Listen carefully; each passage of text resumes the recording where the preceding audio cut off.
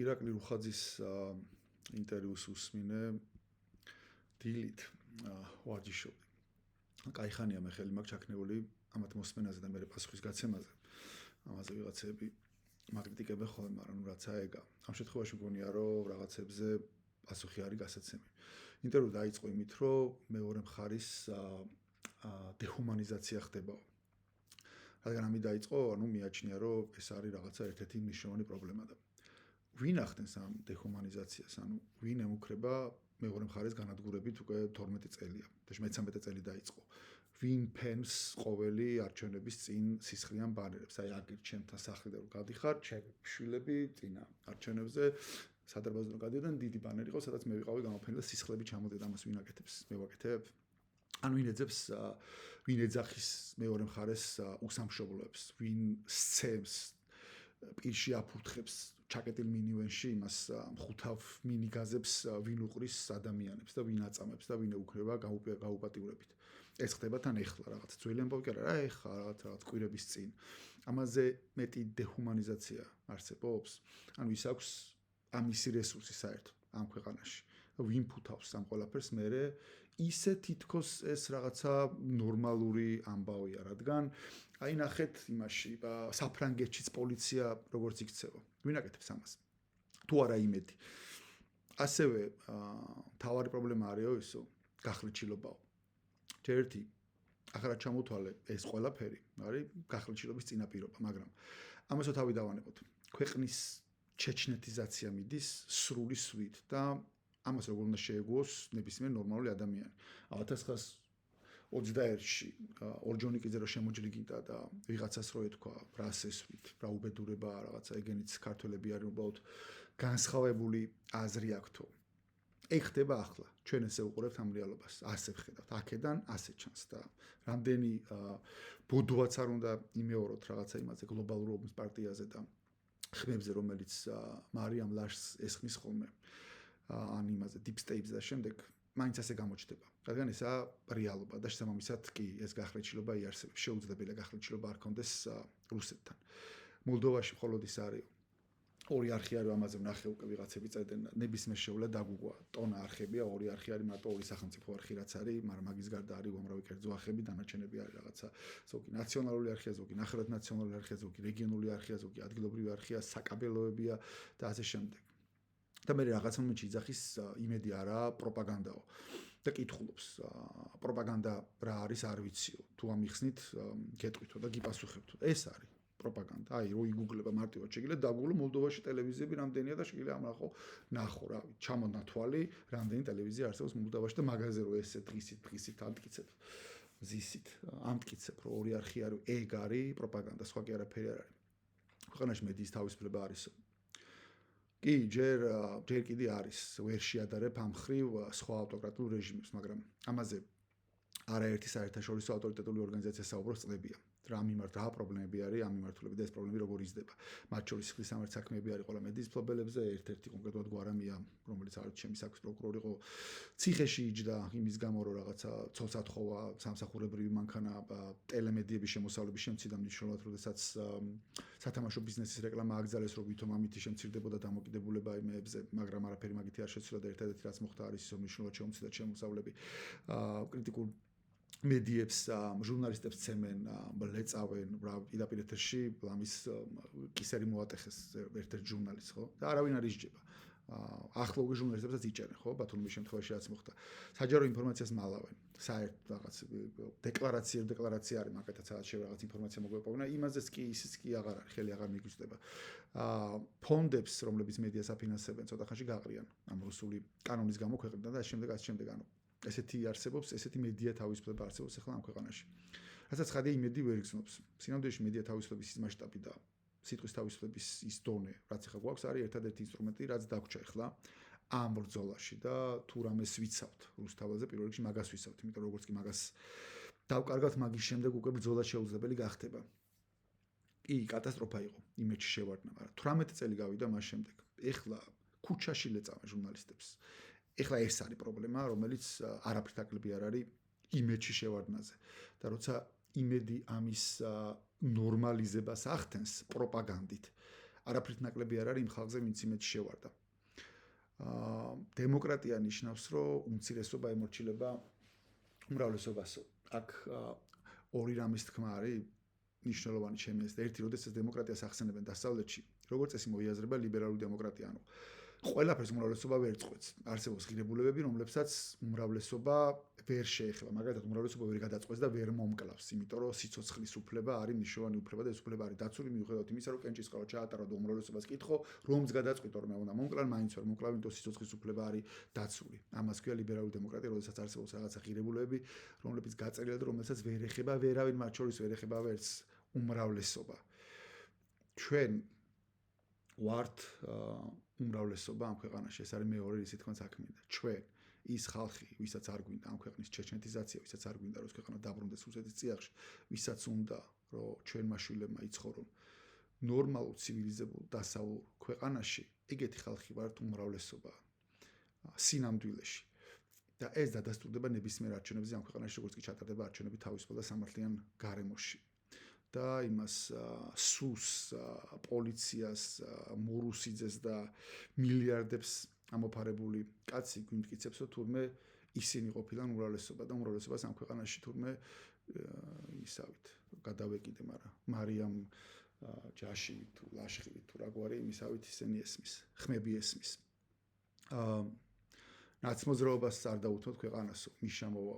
ამაზე სერიოზული პასუხი როგორ უნდა გაცე არ ვიცი.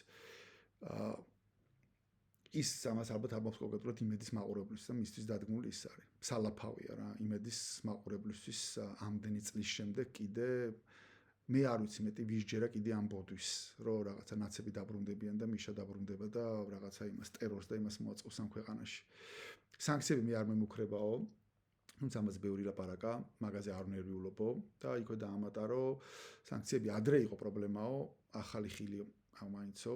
მაგრამ ახლა ნაკლები პრობლემა აქვს, სანქციებზე მომუშავე იურისტები გაჩნდნენ უკვე და ვისწავლეთ როგორ შევადგინოთ ხელშეკრულებები ისე, რომ ვინც გვინდა რომ დავიცვათ სანქციებისგან, იმას არ მოხდეს სანქციებიო, ხო და პირველი კითხვა რაც გამიშთა ეგ არის და სად ისწავლეს ეს ყველაფერი.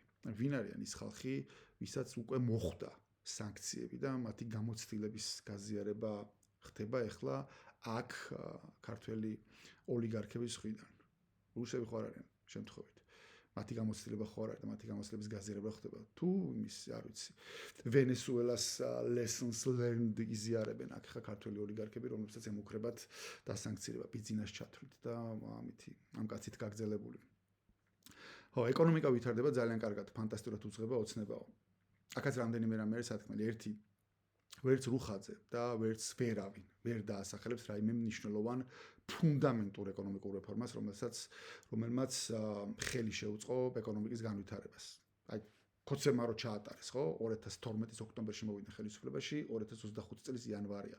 ვერავინ, ვერც ერთი ადამიანი ვერ დაასახელებს რაიმე ფუნდამენტურ ეკონომიკურ რეფორმას, რომელმაც წინ წაწია ქვეყნის ეკონომიკა. ერთადერთი რაც მახსენდება ხოლმე არის ეგრეთ წოდებული ესტონურ მოდელზე გადასვლა, თუმცა მაგასაც რამდენად შეიძლება დაარქვა ფუნდამენტური ეკონომიკური რეფორმა, არ ვიცი. და პირიქით, რამაც ხელი შეუშალა ვრცელი შემიძლია ჩამოვთვალო, მათ შორის ერთ-ერთი თვითონ რუხაძემაც ახსენა, საზღვაო სამეურნეო მიწების უცხოელებზე მიყიდვის აკრძალვა არასწორი იყო, კი, ეგ სერიოზული პრობლემა არის და ეგეთები შემიძლია ჩამოვთვალო, მთელი სია როგორ გააფუჭეს სინამდვილეში ეკონომიკური გარემო. მეორე, ბოლო წლების ეკონომიკურის და გამოწვეული იყო არა ოცნების რაღაცა გონივრული ეკონომიკური პოლიტიკით, რომელიც საერთოდ ბუნებაში არ არსებობდა. არამედ იმით, რომ ერთი იყო ეს იყო პოსტპანდემიური პერიოდი, პანდემიის დროს ვარდნა იყო და ვარდნის მერე ახასიათებს ეკონომიკას უცებ წამოჩიტვა. მეორე ეს იყო უამრავი ვალი, რომელიც აიღეს პანდემიის წელს 2020 იყო არჩევნების წელი როცა იყო, როცა წარმოუდგენელი მასშტაბის 10 მილიარდი აიღეს ვალი, მაგდენი ვალი ამ ქვეყანას არ აუღია არასოდეს და ცხადია ფული როცა შემოგა გარედან, თუნდაც ცეცხლი იყოს ის ეკონომიკის სტიმულებას ახდენს და მესამე ეს არის უკრაინის ომი. უკრაინის ომის გამო აქ ჩამოვიდა უამრავი რუსი, რომელმაც ჩამოიტანა დიდი რაოდენობის ფული, თუმცა ეხლა ჩანს, რომ ეგ ეფექტები, უკვე სამივე ეფექტი პრაქტიკულად არის გაწოვილი და თუ რამე დარჩა ეხლა, შეიძლება იყოს, არ ვიცი, სანქციების გვერდით არის თუ რაღაცებს იმაშვებიან, შეიძლება ეგ უწყობდეს ხელს, ამიტომ ყაზახეთში იყო თუ სწორად მახსოვს გაზრდილი ძალიან ექსპორტი და შეიძლება რაღაცები გაქონდეთ იქიდან. მაგრამ სხვა ის ფაქტორები, რომელიც მანამდე არსებობდა, რომელმაც მოიტანა ბოლო წლებში ეკონომიკური ზრდის მაჩვენებლის გაუმჯობესება, ეს ფაქტორები აღარ არსებობს. ამიტომ საუბარი იმაზე, რომ ეკონომიკას ოცნება კარგად უძღვება, ნუ რავი. ან მიზანმარტოდ იტყუები, ან უბრალოდ მიამიტორად უყურებ და არ გავს ეს კაცი მიამიტ ადამიანს და არც ადამიანს, რომელსაც ეკონომიკა მაინც და მაინც არ ესმის. ხო, ნუ ესეც მნიშვნელოვანია, რომ ეკონომიკის მოცულობაზე როცა ლაპარაკობს, პიპიპიში, მწყიდრობით უნარიანობაში ახსენებს, რომ აი მანდო ძალიან გაიზარდაო, იმიტომ რომ უჭირს ნომინალში დოლარში ჩვენება მაგის. ანუ პიპიპი არის ისეთი, ალბათ ყველაზე ერთ-ერთი ყველაზე არასანდო ამბავი არის ბევრი მიზეზის გამო, მაგრამ ნუ ერთ-ერთი რის გამოც აკრიტიკებენ არის, რომ კაცმა არის ფასების დონე სხვადასხვა ქვეყნებში როგორ ითვლიან და არ არის შედარებადი საერთოდ ერთმანეთთან. ეკონომიკის საბოტაჟია, როცა მოუწოდებ ხალხს, რომ დოლარში გადაიყვანონ დანაზოგებიო. არ ვიცი, ვინ მოუწოდა, მაგრამ ეს ყოფილა ეკონომიკის საბოტაჟი, და თორემ დაისაჯოსო ეგეთი ადამიანი, ამაზე სერიოზული კომენტარის გაკეთებაც ალბათ რთულია, მაგრამ თვითონ რა ვალუტაშია, აი პირველი რაკითხვას გამიშთა, რომ უსმენდი ეგ იყო. ხურსასმენებში უსმენდი, ვერ ხედავდი როგორ ლაპარაკობდნენ. პირველი კითხვა ეგ გამიშთა, თვითონ რა ვალუტაში აქვს ნეტა დანაზოგე ფული, რა ვალუტაში უდებს. აი ის კი არა რომ რაღაცა ლარშება, რაღაცა ქონდეს, ეს პროპორცია მაინტერესებს მისი ფულის, რამდენი აქვს დოლარში, რამდენი აქვს ევროში, რამდენი აქვს ფუნტში და მე რამდენი აქვს ლარში, რამდენი პროცენტია მისი დანაზოგების თუ იმისი ანაბრების თუ არ ვიცი რაც აქვს ლარში. რაც მე ამ ადამიანზე მსმენია და რაც მათ შორის მისთვის მსმენია, ეჭვი მაქვს რომ 99.9 პერიოდში პროცენტი ექნება არალარში, მაგრამ ვიღაცამ თუ ხალხს უთხრა არენდოთ ლარს და დაეტირებაო, რაც ამ შექმნილ რეალობაში სადაც დღეს ვართ, ალბათ გარდაუვალი ამბავია. ეგ ყოფილა თურმე საბოტაჟი და ამის თქმელი უნდა დაისაჯოს თურმე. თან შუალედებში ლაპარაკობს სიტყვის თავისუფლებაზე და გამოხატვის თავისუფლებაზე და შემდეგ და აი ადამიანებს თუ ეთქრო ლარს არენდო, ეგ თურმე არ ყოფილა არ ჯდება გამოხატვის თავისუფლებაში, მაგის გამო თურმე ადამიანები დაისაჯონ, ეგ ყოფილა ეკონომიკური საბოტაჟი. ასევე თქვა რომ ეკონომიკის მიყვარს, ამერიკა მიყვარსო ძალიან, მაგრამ აქ ამერიკა თავის ინტერესებს იცავს. აბა ვისი ინტერესი უნდა დაიცვას, რომელიმე ქვეყანას რა ინტერესი აქვს აქ, მან თქო საუბარი იმაზეა, რომ ჩვენი და ამერიკის, ჩვენი და ევროკავშირის, ჩვენი და რომელიღაც ქვეყნის ინტერესები შეიძლება ემთხვეოდეს აქ და მაგიტომაც არის ერქვა ამერიკას, ერქვა აღარ ქვია, ერქვა ჩვენი სტრატეგიული პარტნიორი, რომ ჩვენ სტრატეგიული მიზნები ემთხვევა ერთმანეთს და მაგიტომაც ვიყავით ეგეთი პარტნიორები. მაგრამ ეს არა მთავარი. ამ პასაჟით ეთახება სინამდვილეში კონცეფციის ნარატივს, რომ ამერიკას ჩვენი ომში ჩართვა უნდოდა. ანუ ამერიკა კარგია, ძალიან მაგარი ქვეყანაა, ძალიან მიყვარს, მაგრამ აქ პროჭობდაო საქართველოში, იმენა პროჭობდაო ამერიკაო რა, ომში ჩართვა უნდოდა ჩვენო სინამდვილეში ეგ გაიმეორა. და ამას ამბობს ბაიდენის ადმინისტრაციაზე, რომელმაც 2 წლის განმავლობაში უკრაინას ან საკმარისი შეერაღება არ მიცა, ან რაც მიცა, ყველაფერი მიცა დაგვიანებით ჯამში. ხო და აი იქ უკრაინაში არ აძლევდა საკმარისი შეერაღებას და არ უგვიანებდა, მაგრამ აი საქართველოს ომში ჩართვა უნდათ, იმიტომ რომ აქედან რაღაცა გარღვევა მოხდებოდა. ანუ აქ რა უნდა ყოფილიყო 3 საათიანი ომი ჯამში, რადგან უკანასკელი 12 წლის განმავლობაში ოცნებამ თავდაცვის გაძლიერებისთვის გააკეთა 0. ანუ არაფერი არ გაუკეთებია. არაფერი არ გაუკეთებია პირიქით. ბევრი ადამიანი მიჩახედული მაგ სფეროში ამტკიცებს, რომ უფრო უარეს მდგომარეობაში თავდაცვის თვალსაზრისით ვიდრე ვიყავი 12 წლის წინ. კიდე უკრაინაზე თქვა რამდენიმე ტყუილი. დიდი ბიჭების თამაში მოყავ უკრაინაო. ესაც არის ჩვეულებრივი სტანდარტული რუსული ნარატივი. ანუ რუსეთი იმიტომ კი არ შეიჭრა უკრაინაში, რომ პუტინი არის დედამოწყმული და საკუთარი ძალაუფლების შენარჩუნებისთვის სჭირდება რაღაცა გარე ომები და რაღაცა რუსკი მირის რაღაცა იმის იდეოლოგიის თუ რაღაცა ილუზიის შექმნა და ამის გამო კი არ იწყებს ომებს, რადგან სხვას ვერაფერს თავაზობს საკუთარ გამოთაყვანებულ ამორჩეველს. არამედ რაღაცა გლობალური დაპირისპირება დიდ მოთამაშეებს შორის და უბრალოდ საწყალი უკრაინა შუაში გაიჭრიდა. ანუ ეს გლობალური დაპირისპირება თუ დასრულდება, რუსეთიც გახდება კეთილი, დავარცხნილი ჯიგარი და არავის შეაწუხებს. აი ეს იდიოტობა უნდა დავიჯეროთ. ანუ ამ რუსულ ნარატივში მთავარი პრობლემა ის კი არა რაღაცა თავი და იდიოტობა უნდა დავიჯეროთ. თავარი პრობლემა ამ ნარატივის არის ის, რომ ბრალი რუსეთის კი არ არის, კაცო. რუსეთის გარდა კიდე არსებობენ დიდი მოთამაშეები, ანუ ამერიკის ბრალიც არის, არ ვიცი, ევროკავშირის ბრალიც არის. ეს ბრალი განაწილებულია ყველაზე. ის კი არ არის დედამოწყმული. არა, კაცო, ყველა ჩათლახია, ყველა გარეწარია, ვერ ლაგდებიან და როცა ვერ ლაგდებიან, ვიღაცებს შუაში ჭყლეტენ. ეს არის ჩვეულებრივი რუსული ნარატივი, რაც ამ კაცმა გაიმეორა. და რა უნდა ექნა? კითხვა ხოცა რა უნდა ექნა უკრაინას, ანუ სევასტოპოლში სამხედრო ფლოტი დაატოვებინა 25 წლით, გაზზე, ბუნებრივ აირზე კაბალური ხელშეკრულება გააფორმა გაზპრომთან და რაღაც ისეთი კონფიგურაცია ააწყეს, რომ გაზპრომისთვის იყო ძალიან მომგებიანი და მაშინ მახსოვს ამაზე ბევრი კამათი იყო, მაგრამ საბოლოო ჯამში დათანხმდა და გააფორმა. უარი თქვა ნატოზე. აქ თქვა, ამ კაცმა თქვა, რომ არ უთქვიაო. ნატოზე რო არ თქვა უარი, ამიტომ შევიდა რუსეთი. ნუ უარი ქონდა, უკრაინას უარი ქონდა ნატოზე ნათქვამ. 2014-ში, როდესაც რუსები შევიდნენ ყირიმში, უკრაინას ნატოზე ქონდა ნათქვამი უარი, მაგრამ მიუხედავად მაგისა, რუსები მაინც შევიდნენ ყირიმში. ხო, კიდე მეტი რა უნდა ექნა, ანუ კიდე რა უნდა დაეთმო უკრაინას, რომ რუსეთი არ შეჭილიყო უკრაინაში. ხო, ისეთი კითხვა არის, ანუ ხო, თუ ამტკიცებ მაგას, რომ რაღაცნაირად შესაძლებელია, რომ გარდა ძალისა რუსეთი გააჩერო, რა არის ის, რაც უნდა გააკეთო რა. და უკრაინამ დათმო მართლა უკრაინა კარგი მაგალითია მაგ, რომ ყველაფერი დათმო, ყველაფერზე წავიდა და მიუხედავად მაგისა, რუსეთი ჯერ შევიდა ყირიმში, შემდეგ შევიდა დონბასი, ლუგანსკი და ეხლა რასაც აკეთებს კი ვხედავთ. კიდე რა თქვა? ის იყო კიდე ძალიან მაგარი. ევროკავშირის წევრი ვერ გავხდებით 2030-ში. არ არსებობს ევროკავშირის წევრი ქვეყანა, რომელიც ჯერ ნატოს წევრი არ გახდა. ანუ ევროკავშირის წევრი ქვეყნები ყველა ჯერ გახდა ნატოს წევრი და მე გახდა ევროკავშირის წევრი და ამიტომ ჩვენ 2030-ში არავინ არ მივიღებს ევროკავშირში და ამიტომ იდეაში იქით მიყავდა, რომ დავიკიდოთ კაცო ამ სისულელზე რა თოლაპარაკობთ საერთოსო. ეს დედა აფეთქებული მართლა Google-ის და იმის AI-ის ეპოქა არის და თან ეს ამბავი ხო არ მოხდარა რაღაცა არ ვიცი იმის წინ 20 წლის წინ კი არ მოხდარა. ეხლა აი ცოტა ხნის წინ შვედეთი და ფინეთი გახდნენ ნატოს წევრები. და მანამდე შვედეთის და ფინეთის ორივე არ ვიცი 30 წელია ალბათ იყვნენ ევროკავშირის წევრები. ანუ ყოფილა თუ პრეცედენტი, როდესაც ქვეყნები არიან ევროკავშირის წევრები და მერე ხდებიან ნატოს წევრები. აგერ ეხ ცოტა ხნის წინ მოხდა ორი ქვეყნის მაგალითი გვაქვს ამ წუთში. მაგრამ ამას აი სრული სერიოზულობით და იმითი ამტკიცებდა, რომ არა ეგეთი პრეცედენტი აქამდე არ ყოფილაო. კიდე ის არის ხო პროპაგანდა არ ვიცი რა არის ამიხსენითო. კიდე ის არის პროპაგანდა ოცნება ფულს არ ხარჯავს საზღვარგარეთ ლობიზმზე და ქვეყნის შიგნით პიარზეო. ესეც ხო ისე რჩება რა, ანუ ნებისმიერ შეუულია შევიდეს და ნახოს ეგრეთ წოდებული ფარაზე ლობისტებში დახარჯული ფული. რამდენს ხარჯავს რა ქართული ოცნებას ეყოლება დაქირავებული თუ ის ეყოლება არაერთხელ ამოვიდიათ ეგ და უჩვენებიათ ხო.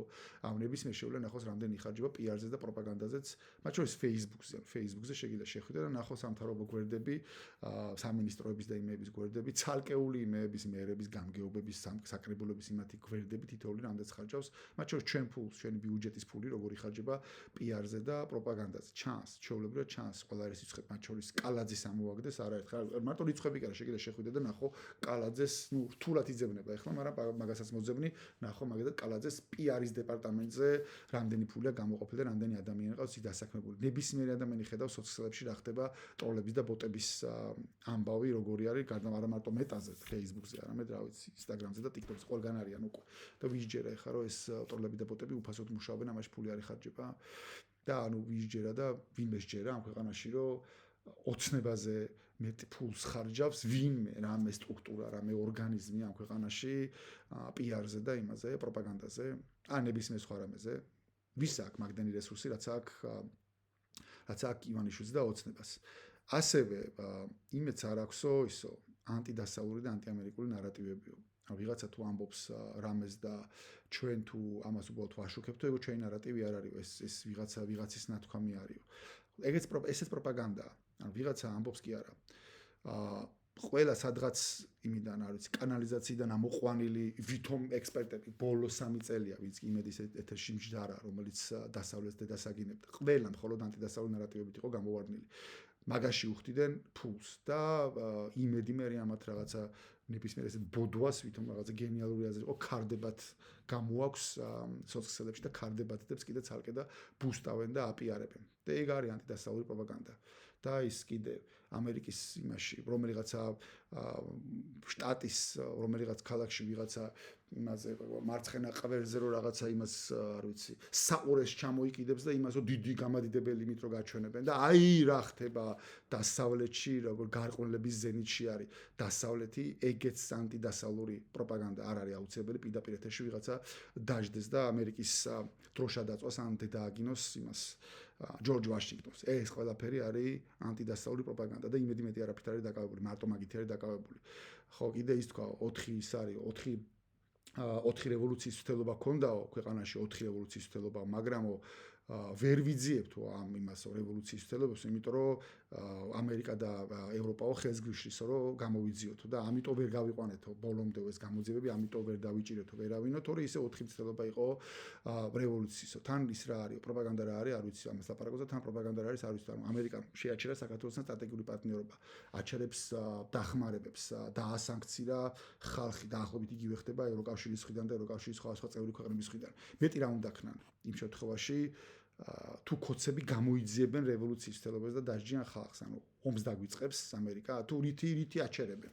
ვერ ვიძიებთო, იმიტომ რომ ისინი გვაჩერებენ და იმათ თუ რამე შეუძლათ პერკეტებით რაც კი აქვთ, უკვე ყველაფერს იყენებენ და აი კიდე თუ გამოიძიებენ ესენი რევოლუციას, რას იზავენ, მართლა ომს დაგვიწყებენ და ეს ბოდვა უნდა დავიჯეროთ ჩვენ.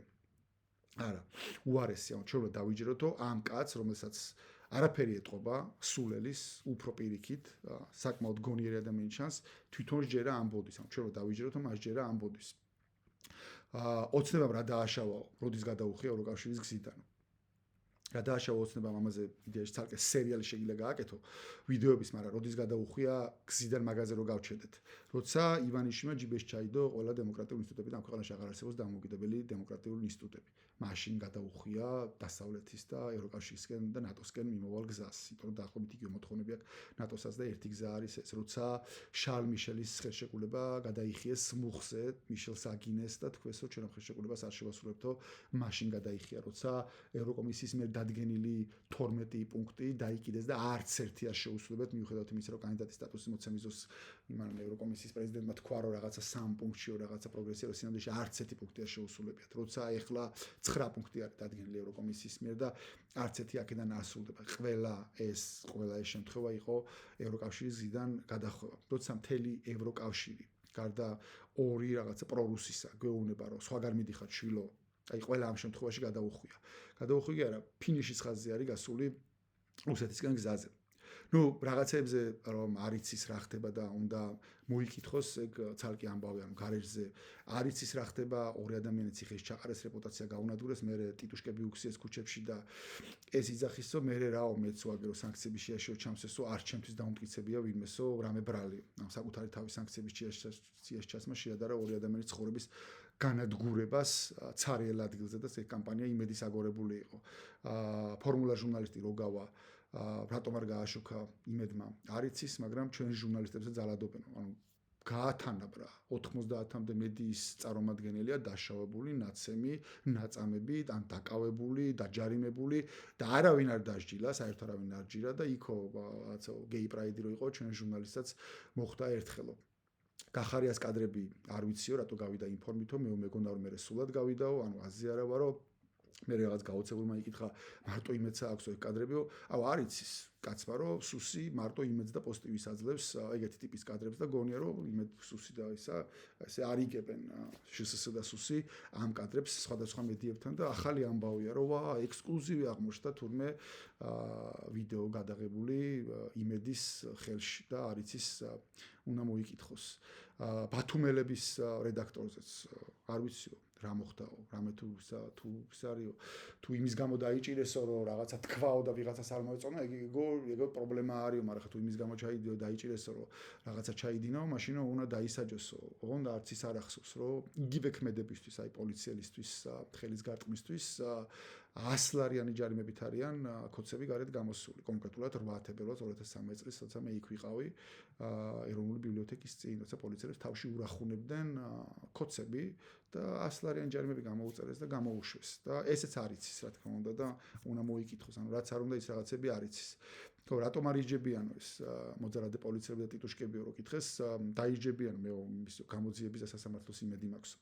ანუ შარშან გაზაფხულზე რო ხალხი აწამეს. ეხა კი არა, რამდენიმე კვირის წინ რაც ხდებოდა, ანუ შარშან გაზაფხულზე რო ხალხი აწამეს, სახიზულები რო დაუწეს, მათ შორის რამდენიმე პოლიტიკური ლიდერი იყო და აქამდე ჯერ არავინ დაჯირა. აი მანდ აქვს გამოძიების იმედი და ეხლა ნუ რაღაც კვირების წინ 300 ადამიანი რო არის ახლა ნაწამები და არავინ არ დაჯილა. არც ერთი შავოსანი ვიღაცა ნიღბიანი ან კადრები რო გვაქვს სადაც ტიტუშკები ადამიანებს ფიზიკურად უსწორდებიან და გვერდზე პოლიცია დგას და უმოქმედო და არც ერთი პოლიციელი და არც ერთი ტიტუშკა რო არ არის დაჯილი. აი მანდ აქვს გამოძიების იმედი და ანუ მეც ალბათ შაშან წინ რო პოლიციის ეზოში შეგვათრიეს მე და ჩემი მეგობარი და სპეცრაზმი რომ გაგვწიხლა და იმეზოში 600 კამერა როა და რო გვეუბნებია რომ არც ერთი არ მუშაობდა თურმე მან მაინც უნდა დავიტოვო ალბათ აი 2 წლის თავზე კი 2 წელი შესრულდება ხა აპრილში მაინც უნდა მქონდეს იმედი რომ რაღაცას გამოიეძებენ ან ეხა იმაში სასამართლოებში კონვეიერი რო არის გახსნილი და ასობით პოლიციელი რომ მოდის და ცრუჩვენებას იძლევა ჩაოლებრად სრულჩვენებას იძლევიან იტყუებენ არც ერთი სხვა მტკიცებულება რო არ არსებობს არც ერთ საქმეში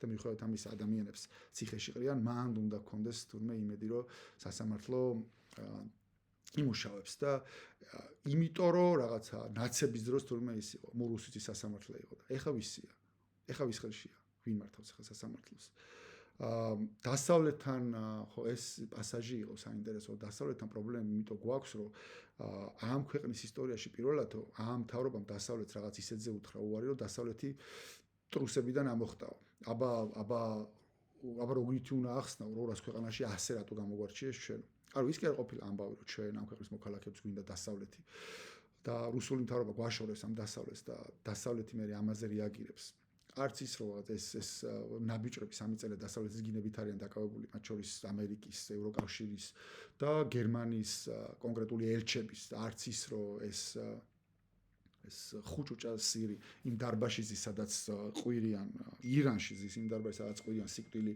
ამერიკას სიკვდილი ისრაელს ეს რაღაცები კი არ ყოფილა არა ანუ უფრო დამაჯერებელი ყოფილა რომ ბაიდენის ადმინისტრაცია აიძულებდა ბიძინას რომ საქართველოს ჩაერთო უკრაინასთან ომში ამის გამო გააკოტრა შვეიცარიაში კრედიტ სუსი და ამის გამო მე ამ გაკოტრებაზე რაღაც სასამართლო პროცესი რო იყო სინგაპურში იქ რომ ბიძინა მოიგო რაღაცა თანხები იმ თანხებს უჩერებდა ბაიდენი სადღაც ან ეს უფრო დამაჯერებელი ყოფილა ვიდრე ის რომ ესენი სიგრები არიან და ქვეყანას მიათრევენ რუსეთისკენ და ამის გამო რატო გამოგვარჩიესო და ბოლოს ტრამპის არჩევის შემდეგ ეგეც მნიშვნელოვანია რა ტრამპის არჩევის შემდეგ ამერიკამ შეიძლება მიგვატოვოს და ეხლა იმაზე კი არ უნდა ვლაპარაკობდეთ 2030-ში როგორ გავხდებით ევროკავშირის წევრები იმაზე უნდა ვსჯელოდეთ რომ რა გვეშველება ასეთ შემთხვევაში რომ ანუ ტრამპმა თუ ამერიკამ თუ მიატოვა ტრამპის გადაწყვეტილებით ამერიკამ თუ მიატოვა საქართველოს რა დროს ეხლა ევროკავშირზე ლაპარაკია 2030 წელს რომ მაგაზე უნდა ვსჯელოდეთ რომ რა გვეშველება ასეთ შემთხვევაში და რა უნდა ვქნათ ანუ მართლა მაინტერესებს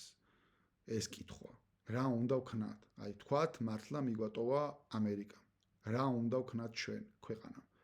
აუ, ჩემი ერთადერთი ლოგიკური პასუხი არის ის, რომ პირიქით უფრო მეტად და უფრო აქტიურად გიჟებით უნდა ჩალიჩობდეს იმას, რომ რამენარად შეუძლებთ ევროკავშირში, რაც შეიძლება სწრაფად.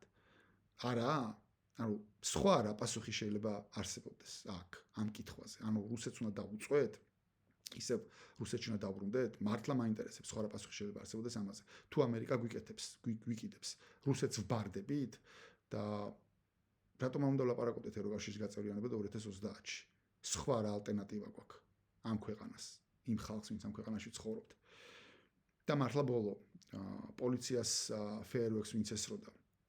ის ბიჭიო, იმასო, სნაიპერს უნდა მოეკლაო. ეგ თქვა რა.